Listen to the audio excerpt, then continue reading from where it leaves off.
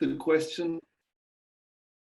And That's fine. I looked at them and it would be any are fine. So as you wish. okay, so we have a quick look at the videos. What chances do you see if patients and therapists will have the chance to use cannabis medicine in Turkey? That's our first question.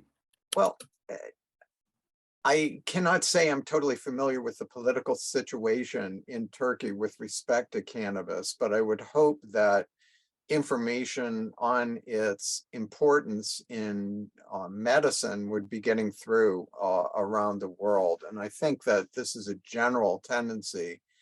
Of course, there's still forces that are opposed to the use of cannabis, mostly due to misconceptions about its dangers. I am not going to say that cannabis is totally harmless in all cases, but we have to make a distinction between medical use and overuse or abuse. It is true that some people can become dependent on cannabis as they could to almost any substance, but the true dangers as compared to other substances are very low. And really, this is not a sufficient explanation for why it should be a prohibited substance in this day and age in 2022.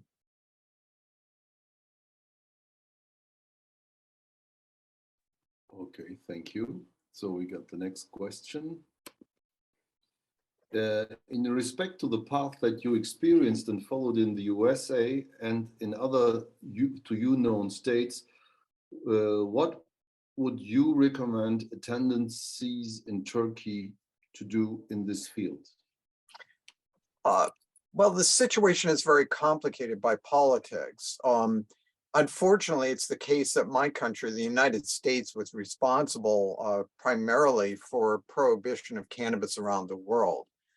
Cannabis was made illegal in 1937 in the United States, but they evangelized around the world to make it a prohibited substance, and that's continued through the auspices of the World Health Organization and the United Nations. At this point, I hope that these policies will be reversed so that people in need can use cannabis. Now, the situation in my country remains very complicated. Theoretically, cannabis with THC, tetrahydrocannabinol, in it remains illegal on the federal level, whereas types of cannabis that are considered hemp with under 0.3% THC are legal. Specifically, there are over 30 states among the 50 United States that have legalized cannabis in one respect or another, either for any kind of use or just for medical use. But there still are places where this is not the case, and people are still arrested and even jailed for this. Around the world, we've seen again liberalization, but this does not extend everywhere. However, there have been positive developments. A lot of countries in Southeast Asia that were staunchly prohibitionist now have medical programs and may even be encouraging commerce in cannabis.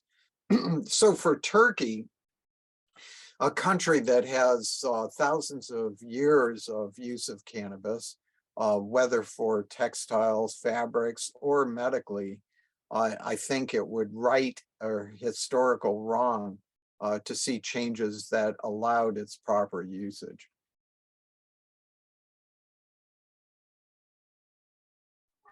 Thank you. So getting to the next question.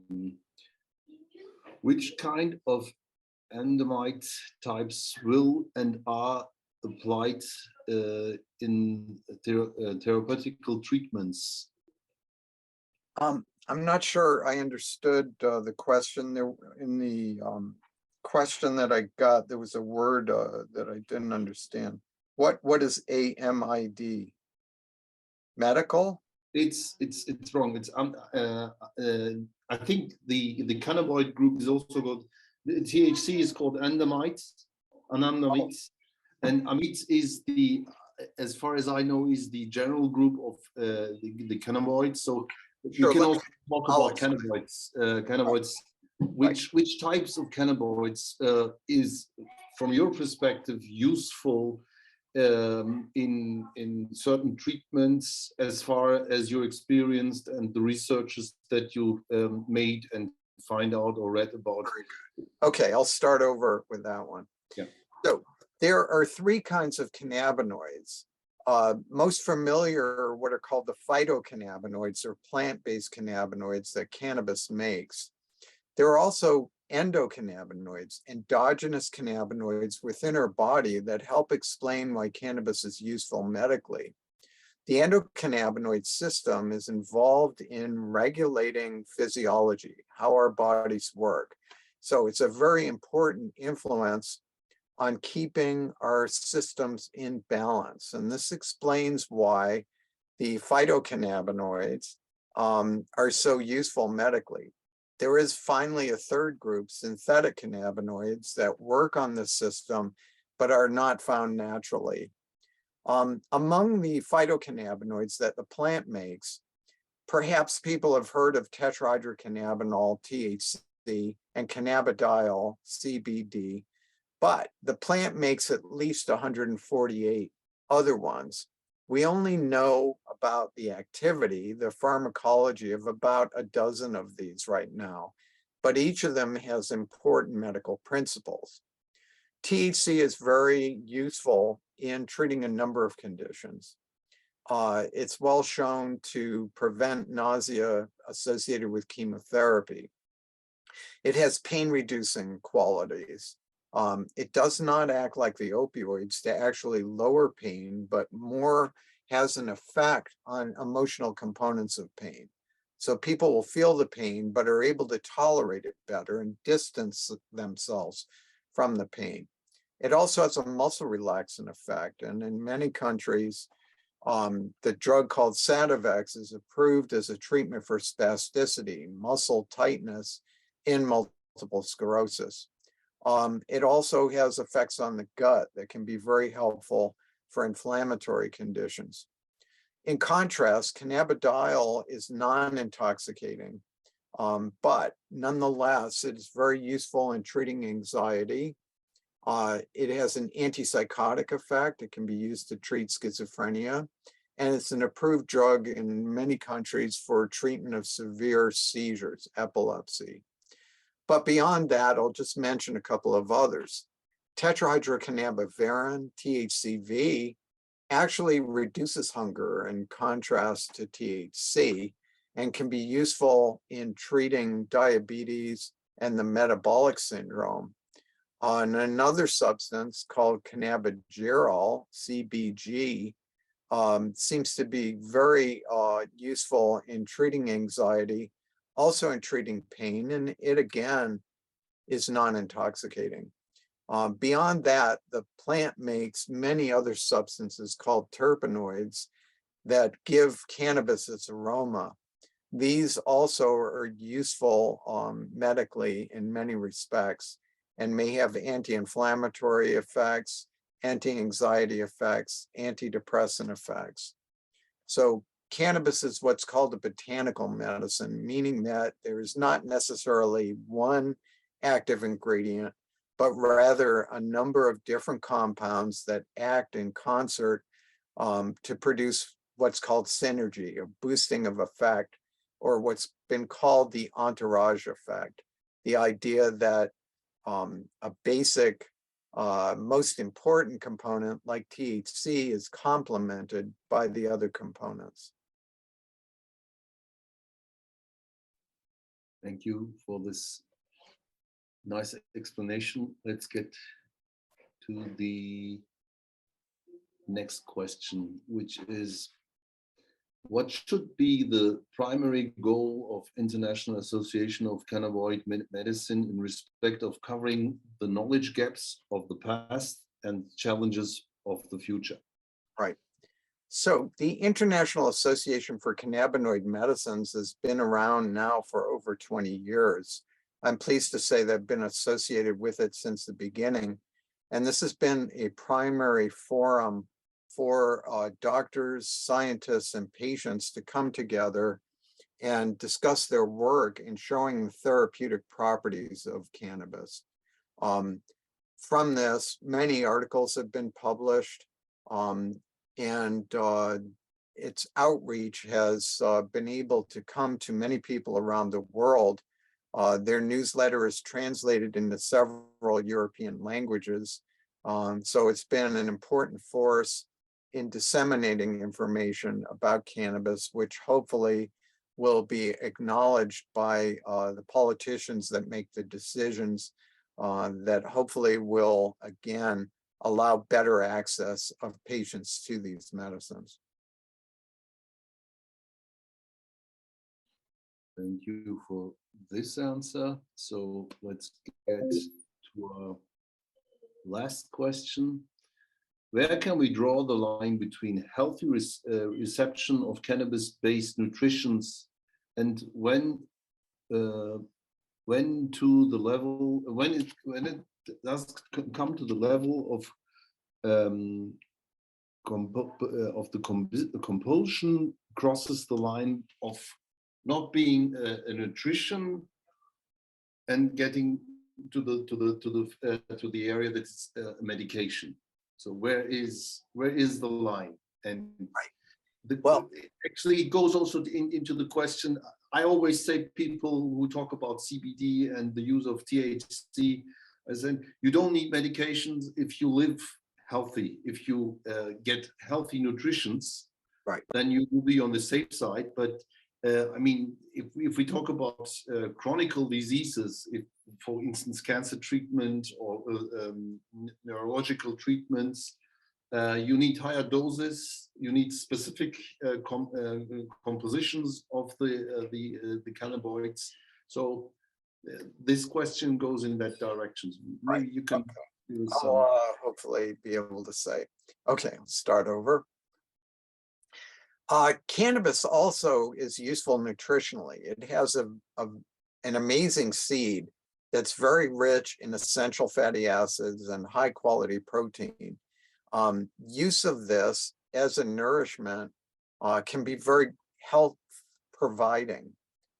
So this is another aspect of cannabis that points out why it should not be a forbidden plant. But beyond that, again, the plant makes many compounds which are useful medically.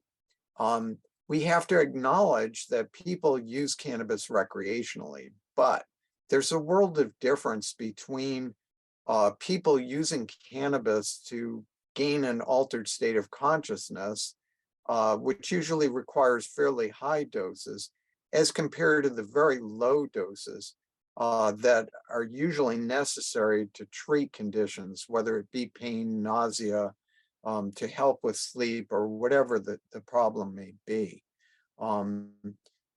In normal medical use, doses are low, side effects are few if used properly, and the risk of dependency is almost none.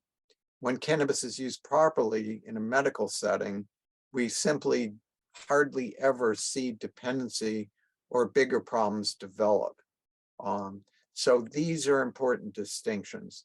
Any substance can be abused, but again, to deny patients in need access to a medicine that can be life-sustaining seems a step too far.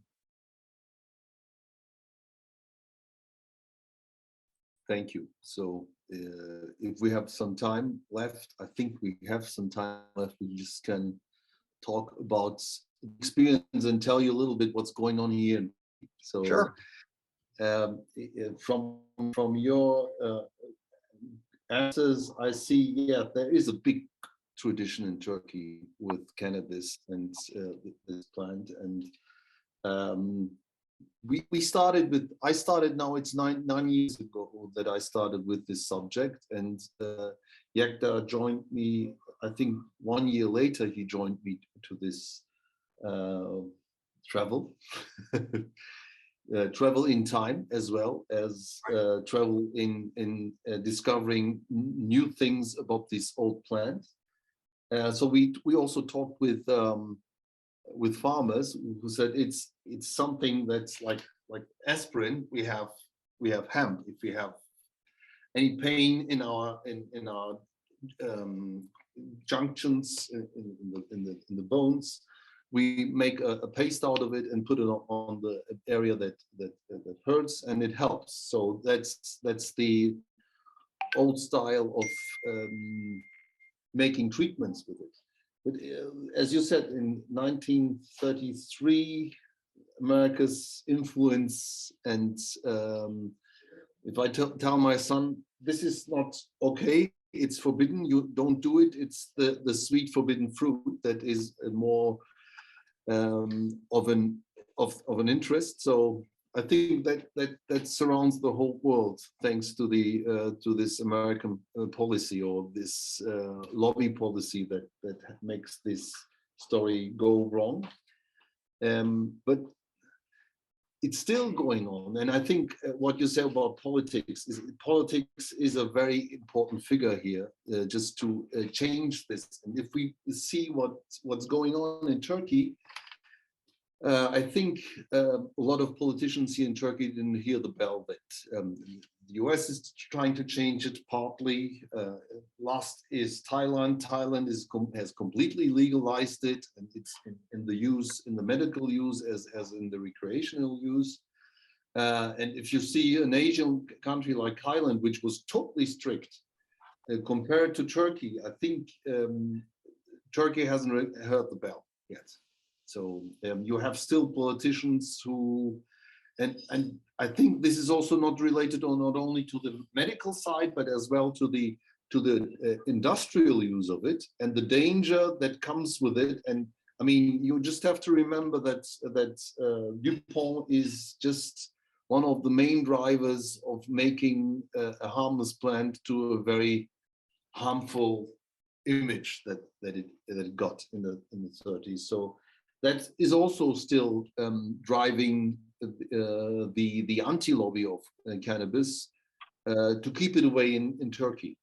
I mean, if we're talking about textiles, I was made member of the Turkish Textile Exporters Foundation, and they're still talking about fabrics made out of recycled PET bottles. I mean, that's such a big nonsense, and people believe in this nonsense instead of making more, putting more energy into the alternatives that have been used for years, for hundreds of years, known very well as well in the Ottoman time, as the sultans had their underwear made out of hemp, which has a lot of positive effects. So I don't think that they really get back into the tradition that Turkey find in this plan. And this is something that Turkey has to find. And we'll have to get away from a lot of these bad ideas or prejudices that they have about if this plan is going to be legalized, we're going to be turned into Afghanistan. That's one saying of one authority who is working for the narcotics. On the other hand, you have people, I met a guy who was working on the research for farming and food program in the strategic office of the president. He said, you know, we have 81 provinces. In all provinces, illegally produced hemp is on the table. And I don't get it why it's not going to be legalized, because there's so much potential buried in this hidden culture that is existing, we're living it. So I think we have to make up our minds, and then I think Turkey can be much more helpful, as also in the situation to get things in the research part fulfilled. I mean, as you talk about diabetes and THCV, there is the group of one of the oldest universities in Turkey is the medical school of Istanbul University, and they made some trials, and I read about this in the in the Medical Cannabis Foundation Association. So there are researchers, and we'll have to support with KEA. We have to support these researchers to do more. I mean, I heard about their problems they have to find material to make their researches. We'll have to get over that. I mean, I remember Meshulam telling about his the first experience in the late 50s when they got from the CIA to the Israeli police, they got marijuana, and then they started with their researches. It's the same here. It is hard to get the material to make researches in this country. So it's sometimes it's a little bit of a time travel, but we have to beam ourselves into 2020s, where we are right now, just to evaluate the time for this plan much better. Yeah, very good. You know, if it's helpful to your audience, I have a tie to Turkey. My grandparents were born and were children in what's now North Macedonia while it was part of the Ottoman Empire. Ah, okay. So my grandfather considered himself a Turk throughout his life. He also there is an oud over there. You have a very wonderful, a very good Zoom background. I really liked it as a recorder. I got it a couple of months ago. I'm learning how to play. I find I'm very pleased with it. Very nice. Very nice. So it's part of my background because my grandmother didn't play the oud, but she played the mandolin. But certainly the oud was in use when they. Well, let's see. My grandfather was born in 1892. My grandmother was born in 1902. So, but yeah. So, I have this commonality to my background. I think that my grandfather spoke Turkish among his various languages. Yeah. Have you ever been visited our country before? I've only been in the airport. Okay. So Transit. it's impressive, but certainly it's not the country. But my friend Rob Clark has traveled extensively in Turkey. Are you planning to speak to him? He doesn't do. I spoke to him 5 years ago. He's coming very often, and we met him. And that was the time. The first time I took Yekta with me to one of the symposiums where Robert was also one of the speakers. In Samsun, yes. Yeah, and afterwards we made 2 meetings, I think, with Robert.